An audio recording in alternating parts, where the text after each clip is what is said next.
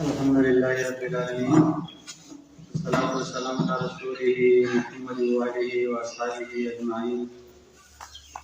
أما بعد فأعوذ بالله من الشيطان الرجيم. بسم الله الرحمن الرحيم. قوا أنفسكم وأهليكم نارا. صدق الله مولانا العظيم.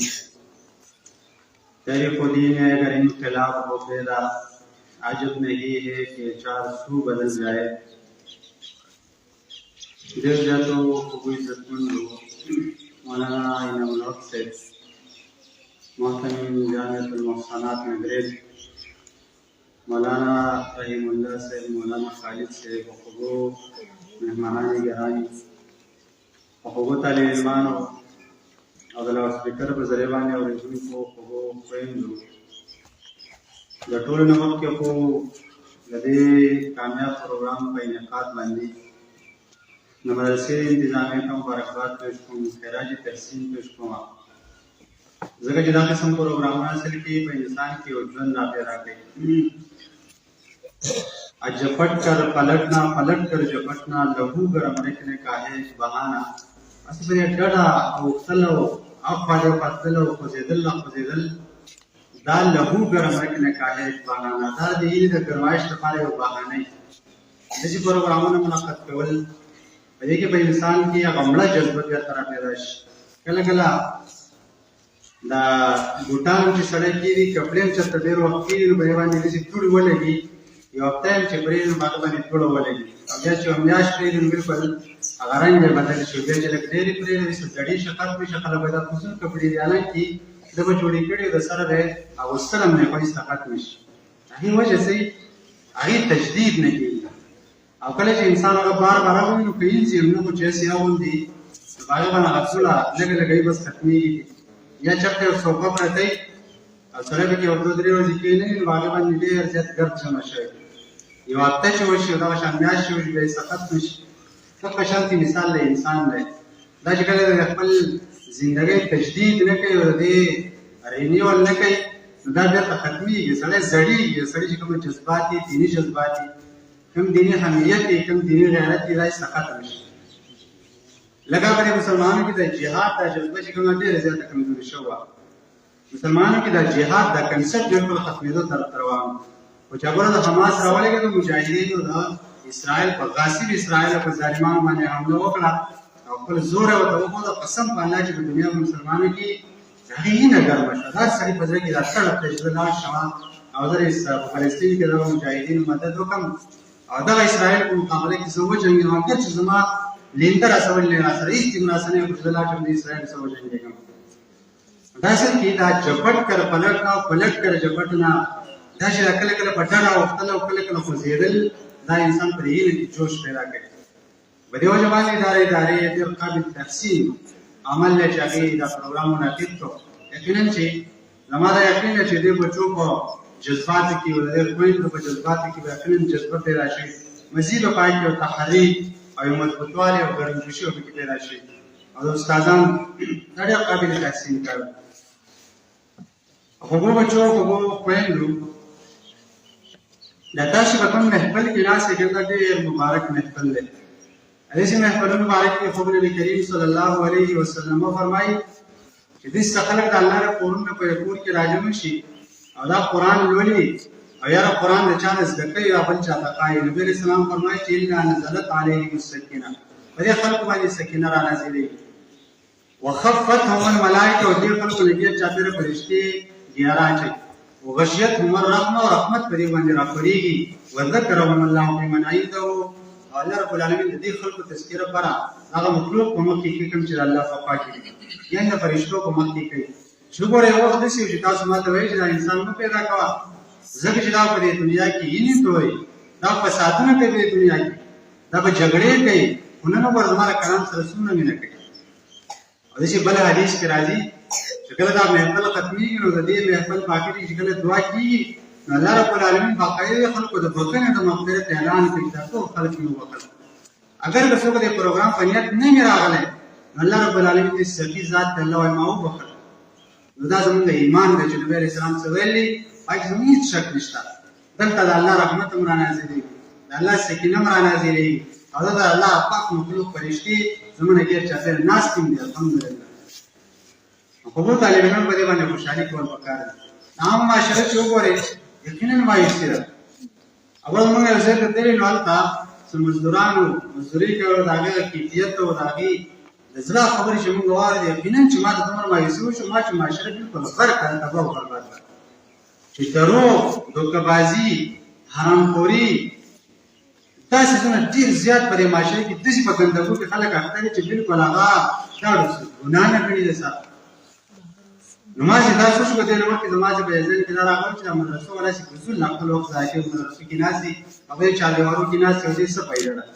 خو ما چې په دې د الله شکر ادا کړ چې الحمدلله کم از کم چې طالب علم وي او طالبه دا نوافل نه کوي، دا زیاتي ذکر او اذکار نه کوي، دا نفلي روژې نه نیسي او دا تهجد هم نه کوي، کم از کم چې په دې پرده کې ناست وي د دوکهبازۍ نه او د دې ظلم نه او د دې جبر نه او د دې دوکهبازۍ نه بچ کم د الله لوی رحم دی. که زیاتي عمل کوي او که نه کم از کم د ظلم نه خو بچي که نه. نو په دې باندې الله ډېر زیات شکریا ادا کول پکار دي. بار بار په دې الحمدلله ویل پکار دي چې الله چاله توفیق ورکړي او الله خپل کتاب ته کښېني. د دې وجې نه چې په دې ذکر دا ډېر ثواب میلاوي چې لا حول ولا قوة الا بالله. د دې معنی دا ده چې الله د ګناه نه اړوونکی څوک نشته، په خپل طاقت څوک نشي بچ کېدی او نیکۍ ته رسېدونکی څوک په خپله نشته الا بالله، موږ د الله په مدد باندې. په دې وجه کله چې انسان نه نیکي وشي هغې ډایرکټ د الله رب العالمین شکریا ادا کول پکار دي. ابراهیم علیه السلام چې عظیم کار وکړو بیا څه وایي چې ربنا تقبل منا انک انت السمیع العلیم. یا الله د عظیم کار نه قبول کړه. ځکه ګورې بیت الله یې جوړ کړی د الله عظیم کور یې جوړ کړی، خو تکبر پرې نه کوي، د الله شکریا پرې ادا کوي، الله قبول یې کړه نه. په دې وجه باندې کله چې الله موږ ته توفیق راکړي د نیکۍ هغې د الله شکر ادا کول پکار دی. خو ماشومانو طالب علمانو تاسو ماشومان دا معاشره چې کوم دا تاسو ته په انتظار ده. د دې معاشرې تاسو معماران یې، تاسو د مستقبل مشران یې، تاسو د مستقبل پلاران یې، تاسو د مستقبل استادان یې، تاسو د مستقبل پروفیسران یې، تاسو د مستقبل علما یې. لہذا تاسو په داسې تربیت وکړئ، په داسې لاره باندې روان شئ چې تاسو بیا کله غټ شئ په غلطه لار نه تاسو ته ګران وي، په پرې صحیح لار تاسو ته اسان وي. او دا هلک وي چې سره خلک خپل تربیت وکړي. په دې ماشوموالي کې ځان د حرامو نه وساتي، په دې ماشوموالي کې ادب زده کړي، په دې ماشوموالي کې د کنزل نه ځان وساتي، د غیبت نه ځان وساتي، د بل چا د الله د اچولو کوشش نه کوي، د بل چا د ترقۍ کوشش کوي. او کله چې دا په انسان کې ادب پیدا شي، عزت پکې پیدا شي، احترام پکې پیدا شي، الله ولا علم ورکوي. او نبی علیه الصلاة والسلام په دې ادب باندې نور ابن عباس رضی الله تعالی عنه ته دعا وکړه. ابن عباس رضی الله عنه د اسماعیل له نبی علیه السلام ورغله د اسماعیل. ابن عباس رضی الله عنه والا په لوټه کې اوبه راوړې مخې ته ولګي، هغه رسول الله چې کله راغی لوټه یې ولیده دا چا کار کړلی؟ ابن عباس وایي ما رسول الله ته دعا وکړه اللهم علمه القرآن اللهم علمه التأویل. یا الله دې ته قرآن تفسیر وښایه، الله رب العالمین قرآن علم ولا ورکړه. د دې وجې نه مفسر قرآن دی، الله ولا قرآن علم ورکړه. ادب ډېر عظیم څیز دی. د دې وجې نه کوم خلک چې ادبناک خلک وي الله رب العالمین هغې له ترقي ورکوي، کوم چې بې ادبه خلک وي الله هغې له عزت نه ورکوي. دې وجې علما په دې کې لیکلي چې کله د ساحرانو موسی علیه السلام سره کله مقابله کوله نو موسی علیه السلام یو قسم لږ غونته ادب له وکړه. موسی علیه السلام ته یې وویل اول ته دا امسا خپله ګزار کوه، ته خپل دا دغه وکړه، هغه ته کرتب وایه، هغه ته جادو وایه، تا والله خپل جادو وکړه بیا موږ وروسته وکړو. موسی علیه السلام وایي نه تاسو اول وکړئ. ګوره داسې کې د موسی علیه السلام یو قسم ادب یې وکړو، نو چې ادب یې وکړو نو الله ورته اسلام نصیب کړو. په دې وجه باندې ادب، احترام، عزت د مشرانو، د خپلو استادانو، د خپلو قاریانو د دې ادب کول، د خپل مور پلار ادب کول، په دې باندې انسان ته الله رب العالمین غټې درجې ورکوي، عظیم درجې ولا الله ورکوي، ایمان الله مضبوطوي. په دې وجه باندې ټول نه مخکې ستاسو دپاره دا ضروري چې په ځان کې عادت پیدا کړي. نو څوک ستاسو نن ستاسو نه موږ دا توقع نه کوو چې تاسو یو غټ علما یو تقریر یې وکړئ. نن ستاسو نه څوک دا توقع نه کوي چې په معاشره کې لا چې تاسو د دوه کسانو جرګه وکړئ. نن ستاسو څوک دا توقع نه کوي چې لا چې مزدوري وکړه او مور پلار له خرچه ورکړه. نن چې ستا نه کوم مطالبه د هغه دا ده چې زما بچی هر سړی غواړي زما بچی دې باادبه وي، زما بچی دې محترم وي. په دې وجه باندې تاسو په دا خپل عادت جوړ کړئ چې کور ته ځئ تاسو سلام کوئ، چې تاسو په دې لار کې له څوک مخې له درځي سلام کوئ، په خیر چې په دواړو لاسونو په ادب سره هغې سره په خیر کول، د مشر ادب کول، مشر ته لار پرېښودل، دا احترام دی، دا ادب دی. جومات کې داسې وي په سر کې ما کیسه ته مشر کس راشي هغې ته په سر کې ځای ورکول، دا ونیولې خبرې دي، دا دومره غټې خبرې نه دي، خو ډېر زموږ قیام دی. په دې باندې انسان ډېر بهترین او ډېر ښه ښکاري. ابو موږ هغه ته چکر لتلي وو، نو جوان هلک مونږ مخې له راغی، سپاره تېره سالونه لږ وایي مونږ مخې له راغی، دقه شانتي واخلې سلام وکړو، په خیر خو ډېره غټه خبره وه، سلام یې وکړو. ما ته دومره بد ښکاره شو، ما ګاونډي ته ویل چې دا هلک څوک دی، دا دومره ادب ورته نه دی یاد. هغه ما دا به داسې دي. داسې ما دا سوچ وکړ چې یاره دقه شانتي که فرض کړه موږ یو، زمونږ بچي هم داسې د چا څه سلام نه کوي، چا څه په خیر نه کوي، دقسې بد تعلیم خلک وایي. لہذا معاشره کې هغه بچی ډېر ښایسته ښکاري، دا که د رنګ نه تور ولې نه وي، دا که د باډۍ نه خوار ولې نه وي، د کپړې که ډېرې زړې ولې نه وي، خو چې دا باادبه وي، ورسره ورته احترام او د خپل بچي په نظر ورته ګورو. په دې وجه ما تاسو په ځان کې ادب پیدا کړي. په مدرسه کې زموږ خویندې دي، اوس عزتمندو خویندو، دا مدارس چې کوم دي نو دا اصل کې زموږ د زندګۍ تعمیر لپاره جوړ شوي او تعمیر په دې معاشره کې چې انقلاب موږ راوړل سره چې موږ ډېرې غټې غټې خبرې کله کوو چې لکه د دنیا به زه انقلاب راولم، دنیا به زه بدلوم او زه به ټوله دنیا کې تبدیلي راولم. زما په خیال سره دومره لرې به نه ځو، اول په ځان باندې کوشش کول پکار دی. کله کله موږ ځان نه یو خو نورې دنیا کې انقلاب راولو، او انقلاب بالا راځي چې ګوره په ځان کې سره انقلاب راولي. हाँ तेरे खुदी में अगर इनकलाब हो गया अजब नहीं है कि 400 बदल जाए. कल जो बता कि जान इनकलाब राशि जान की तब्दीली रावले जान टोल अतराफ को बदली ईरान सौ बदली कि जान कले इंसान इनकलाब रावले. मौलाना का रहमान रहमतुल्लाह पे ये लिखल ली इनकलाब लफ्ज से कम है उलमा से कोई कि दा लाजिम बात है और लाजिम देते वाले कि दा बल चाहते न मुतादिक की दा बरे फाइल मानी पूरी की बल मफूल की जरूरत नहीं. हमारा दा कि इंसान बावल बाजार की तब्दीली रावले و زمون کار څه دی موږ نورو ته نصیحتونه کوو. تېره شي دا بل سړی ټول ورځ زموږ تېره شي په دې کې تېره کړو چې فلانۍ زنانه چې کوم داسې بد اخلاقه ده هغه د ګور سره دا چل کوي، فلانۍ خوا کې چې کوم دی نو هغه د ګور سره داسې ظلم کوي، د فلانۍ ګور د خپلې خوا کې داسې کوي، فلانۍ سړی چې کوم دی دا ګاونډي سره دا چل کوي، فلانۍ ګاونډي فلانۍ سره ظلم کوي. خپل ځان موږ چېرته نظر نه ساتو.